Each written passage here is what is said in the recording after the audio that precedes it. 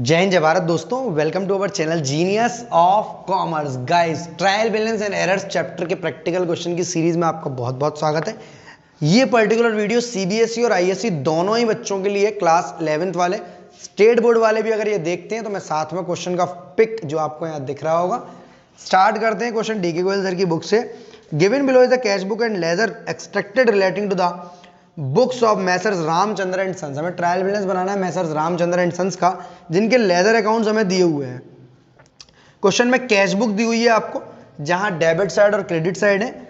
हमें सिंपल इस क्वेश्चन में नीचे से बैलेंस सीडी और बैलेंस सीडी देखने हैं। जो closing balance, carried forward balance होते हैं, हमारे कैरेट डाउन बैलेंस होते हैं, उन्हें देखना है। अगर वो बैलेंस क्रेडिट साइड पर है, क्रेडिट की तरफ है, तो वो हमारा डेबिट बैलेंस मानेंगे दोस्त। और अगर वो डेबिट साइड की तरफ बैलेंसेस है टू बैलेंस सीडी, तो हमारा क्रेडिट बैलेंस मानेंगे। सर ऐसे याद कर ले, क्रेडिट वाला डेबिट बैलेंस और डेबिट वाला क्रेडिट बैलेंस। हर याद रखना चाहो रख लो, कॉन्सेप्ट समझने के लिए। देखो, बैलेंसिंग कब होती है? जब आपके डेबिट का टोटल ज्यादा होगा और क्रेडिट का टोटल कम होगा, तब बैलेंसिंग होगी ना उस तरफ, बैलेंसिंग होगी उस तरफ। बैलेंसिंग का मतलब क्या है कि भाई उस तरफ कमी है, तो वो बैलेंस डेबिट का मानेंगे ना, क्योंकि डेबिट का टोटल ज्यादा है।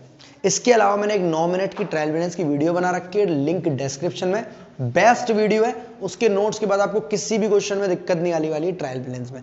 सिंपल प्रोसेस पर एक्सपेंसेस हमारे डेबिट होते हैं, एसेट्स हमारी डेबिट होती है, लाइबिलिटीज हमारी क्रेडिट होती है और इनकम हमारी क्रेडिट होती है। इस अप्रोच से पढ़कर हम सारे क्वेश्चन कर सकते हैं।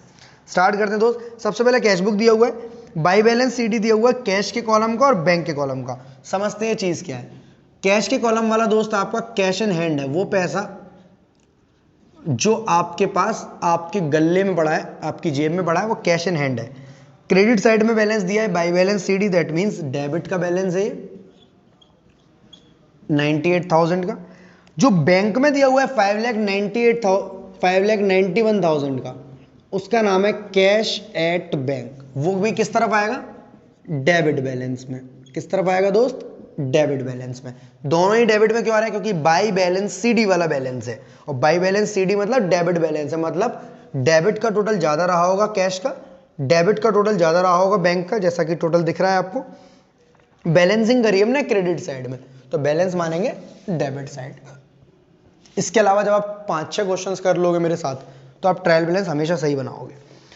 कैपिटल अकाउंट दिया हुआ है, C for capital, C for credit, हमारा जनरल रूल है। कैपिटल का बैलेंस देखो, बैलेंस सीडी दिया हुआ है आपको, इस तरफ दिया हुआ है कैपिटल का बैलेंस, तो आप इस कैपिटल को क्या मानोगे? डेबिट बैलेंस या क्रेडिट बैलेंस? सर कैपिटल का बैलेंस डेबिट साइड में बैलेंसिंग करिए, इसका मतलब ये बैलेंस है क्रेडिट का, क्योंकि वहां का टोटल ज्यादा है, यहां का टोटल कम था, तभी हमने बैलेंसिंग करी है। तो इस बैलेंसिंग की वजह से 5 लाख की कैपिटल हमारा क्रेडिट। और कैपिटल के लिए सिंपल प्रोसेस याद रख लो, C for capital, C for credit, D for drawings, D for debit. After that purchases account आपका डेबिट साइड में दिया हुआ है, टू बैंक और to sundries as per purchases book. इसका मतलब समझ में नहीं आ रहा, क्योंकि बैलेंसिंग नहीं दी हुई है। यूजुअली दोस्त आपके नॉमिनल अकाउंट्स बैलेंसेस नहीं होते, क्योंकि ये सभी ट्रेडिंग P&L में चले जाते हैं। जब आप आगे जाकर चैप्टर पढ़ोगे फाइनल अकाउंट्स वाला, तो अच्छे समझ में आएगी बात। नॉमिनल अकाउंट तो आप पहचानते होगे ना, परचेजेस, सेल्स, आपका expenses, stationery expense, salary, wages, ये सभी नॉमिनल अकाउंट्स होते हैं। तो इनमें सिंपल देखिए, हमारा परचेजेस की वजह से खर्चा हुआ है, एक्सपेंसेस डेबिट होते हैं। दूसरी बात, बैंक डेबिट में बैलेंसेस दिख रहे हैं आपको। टू बैंक का मतलब है हमने परचेज सामान किया है कैश में, चेक से पेमेंट किया था हमने इसका, तो टू बैंक आ गया। और sundries as per purchase book का मतलब जो परचेज बुक बनाते थे आप, वहां कई सारे नाम लिखते थे, messrs Raghunath and sons, messrs AK and sons, messrs RK and brothers, इस तरीके की कई सारे नाम लिखते थे आप क्रेडिटर्स के, सप्लायर्स के अपने। याद होगा आपको?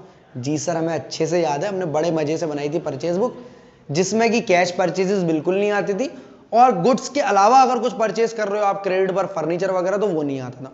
मतलब केवल गुड्स आएंगे, परचेज करोगे, क्रेडिट पर करोगे तो आते थे, अदरवाइज नहीं आते थे। तो ये दोनों चीजें डेबिट में शो कर रहा है, यानी ये बैलेंस भी कौन सा माना जाएगा? डेबिट वाला, क्योंकि डेबिट का टोटल ज्यादा है और क्रेडिट में कुछ है ही नहीं।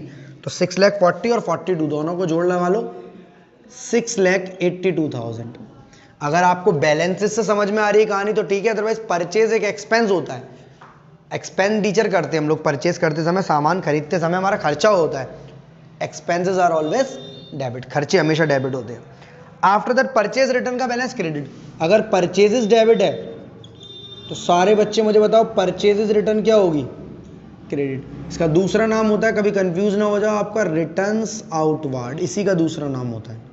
साथ साथ बताकर चल रहा हूं, परचेजेस डेबिट होगी दोस्त, तो परचेज रिटर्न क्या होगी, क्रेडिट। कितने रुपए से, 10,000 रुपीज से। आगे बढ़ते हैं, सेल्स अकाउंट दिया है क्रेडिट में, जिस तरह मैंने बोला C for capital C for credit, इसी तरह आपकी सेल्स भी हमेशा क्या होगी, क्रेडिट। क्योंकि जब जब आप जर्नल एंट्री बनाते थे cash account debit to sales, bank account debit to sale, cheque in hand account debit to sale, Ram account debit to sale, X account debit to sales, to sales to sales to sales to sales, sales हमेशा credit होती थी, इसलिए इसका balance भी credit में जाएगा।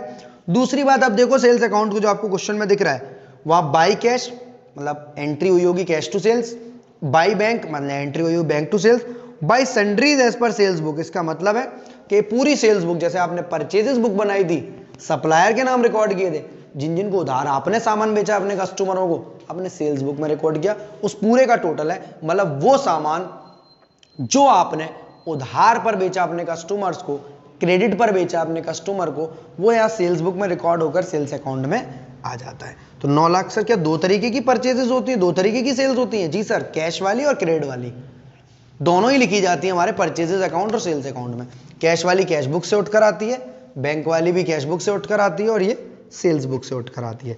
तो इसका टोटल लगाओ 9, 25 और 20, 945 और 36, 9, 51 और 30, 9,81,000 की सेल्स कहाँ आएगी, डेबिट में या क्रेडिट में? सर क्रेडिट में आएगी, क्योंकि कई सारे रीजन है। सेल्स हमारी इनकम होती है, इसलिए क्रेडिट में आ रही है। सेल्स जर्नल एंट्री बनाते समय क्रेडिट हुई थी हर बार, इसलिए क्रेडिट में आ रही है। और सेल्स जो होती है वो यहाँ लेजर में भी क्रेडिट साइड बैलेंसेस दिए हैं, डेबिट साइड कुछ नहीं दिया है। टू बैलेंस सीडी क्यों नहीं दिया है? क्योंकि नॉमिनल अकाउंट के बैलेंसेस लिखे नहीं जाते, ये ट्रेडिंग और प्रॉफिट एंड लॉस में जाते हैं। वो अगले चैप्टरों में सीखेंगे जब हम फाइनल अकाउंट चैप्टर पढ़ेंगे। सेल्स रिटर्न, परचेज के लिए डेबिट तो परचेज रिटर्न क्रेडिट, सेल्स के लिए क्रेडिट तो सेल्स रिटर्न के लिए क्या करोगे आप? सेल्स रिटर्न के लिए क्या करोगे, बोलो जल्दी से, दिमाग तेज चलना चाहिए, कमेंट बॉक्स में बता दो फटाफट से। परचेज डेबिट तो purchase return credit, sales credit तो सेल्स रिटर्न क्या होगा, डेबिट। यानी सेल्स रिटर्न या रिटर्न इनवार्ड जिसको हम बोलते हैं वो होगी डेबिट। सिर्फ 15,000 रुपए की है, इतना दिमाग सोचने से अच्छा है सर लेजर में दिया तो है कि डेबिट तरफ है, भैया इस क्वेश्चन में दिया है, अगले क्वेश्चन में नहीं दिया होगा, तब क्या करोगे? तब सीधे आपको डेबिट क्रेडिट पता होना चाहिए। नहीं पता है, 9 मिनट की सिंपल वीडियो है, नोट्स बना लो, बेहतरीन समझ में आने वाला है, लिंक डिस्क्रिप्शन में। मुकेश सर ये कैसे पता चलेगा? मुकेश हमारे डेटर हैं, क्रेडिटर हैं, दोस्त हैं, मित्र हैं, सर हैं, टीचर हैं, कौन है? सिंपल समझ लो, मुकेश से हमने किया क्या है? सर मुकेश से सबसे पहले जनवरी 6 को सामान खरीदा है, परचेजेस, इसी से सिद्ध हो जाता है ये क्रेडिटर है। नहीं समझ में आ रहा, टू बैलेंस सीडी देखो, दिख रहा होगा आपको। जी सर दिख रहा है, टू बैलेंस सीडी दिख रहा है, किस तरफ आ रहा है? डेबिट की तरफ। अगर डेबिट की तरफ बैलेंस आ रहा है तो बैलेंस डेबिट का है या क्रेडिट का? आपसे पूछ रहा हूं, अभी बताया मैंने 3 बार। बैलेंस अगर डेबिट की तरफ आ रहा है इस तरफ, तो बैलेंस डेबिट का मानोगे या क्रेडिट का? सर क्रेडिट का बैलेंस है ये, क्रेडिट का 78,000। मुकेश सर हमारे क्रेडिटर हैं, बैलेंस का है ये क्रेडिट का। ब्रैकेट में लिख दे रहा हूं मैं क्रेडिटर आपके नाम के लिए, पर आपको पहचानना पड़ेगा। किस तरह पहचानोगे? To balance CD, balance CD debit side है, यानी क्रेडिट का टोटल ज्यादा रहा होगा। ज्यादा क्या रहा होगा? ज्यादा है, 6,40,000 है, तो बचा हुआ आपके डेबिट में आएगा 78,000। नेक्स्ट है नवदीप। नवदीप को हमने शुरू में सेल्स करी है, इसी वजह से हमारा डेटर बन जाता है। नहीं समझ में आ रहा डेटर क्रेडिटर से, तो देखो बाई बैलेंस सीडी कहां दिया है? बाई बैलेंस सीडी कहां दिया है? क्रेडिट में। क्रेडिट में डालते ही ये क्या बन गया? क्रेडिट में अगर बैलेंस सीडी दिख रहा है तो बैलेंस डेबिट का है या क्रेडिट का? सिंपल रूल है एकदम। सर बैलेंसिंग जिस तरफ दी होती है बैलेंस उसका उल्टा होता है। क्यों होता है? क्योंकि डेबिट का टोटल ज्यादा रहा होगा, ज्यादा क्या रहा है 6 लाख, और क्रेडिट का कम रहा है 470, 470, तो बैलेंसिंग करी हमने क्रेडिट साइड। तो 1,30,000 रुपए का ही हमारा डेबिट का बैलेंस माना जाएगा। 1,30,000 कहाँ का डेबिट बैलेंस है? डेबिट बैलेंस है। क्यों? क्योंकि बैलेंस सीडी किस तरफ दी है? Credit side. तो बैलेंस किसका है? डेबिट का। इसका नाम है ओन रंकेश्वर, पता नहीं कौन है ये, इसको भी हमने सेल्स करी है, इसका मतलब डेटर बन गया। इतना नहीं समझ में आता। बाई बैलेंस सीडी दिख रहा है 45,000, उस तरफ बैलेंसेस है, बैलेंसिंग उस तरफ हुई है, यानी हमारे लिए ओन कनकेश्वर, जो भी इनका नाम है अंकल का, ओन कनकेश्वर डेटर है या क्रेडिटर है? सर डेटर है। क्यों डेटर है? क्यों डेटर है ये हमारे? क्योंकि सर इनका बैलेंस क्रेडिट साइड में दिया है, तो ये हमारा डेबिट का बैलेंस माना जाता है, और ये बैलेंस है इनका 45,000 ओनली, डेबिट का बैलेंस है 45,000 रुपीज। आगे बढ़ते हैं। रेंट अकाउंट, बच्चा जानता है कि रेंट एक एक्सपेंस होता है, एक्सपेंस का बैलेंस डेबिट होता है। नहीं पता है, आप देखो डेबिट साइड में टू कैश लिख रहा है 8,000 रुपये, मतलब रेंट पे किया होगा, rent account debit to cash entry बनाई होगी, फिर लेजर बनाया रेंट अकाउंट में, रेंट में डेबिट साइड है टू कैश लिख दिया, पर बैलेंसेस क्यों नहीं किया?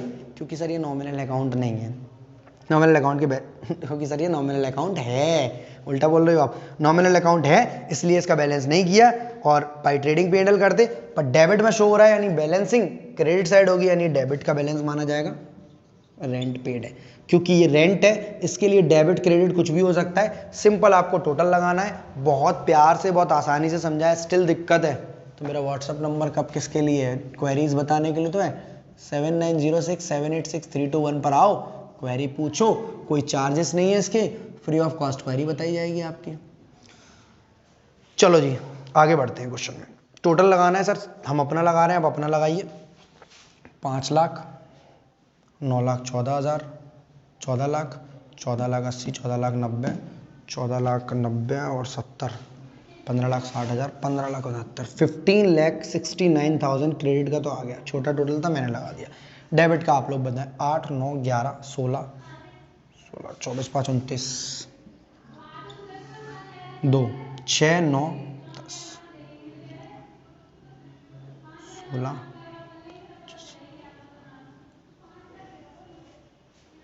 34, 302, 36,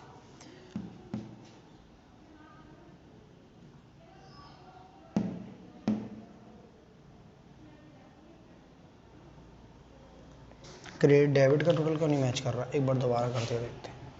8 और 9, 11, 11 5 16, तो सही है।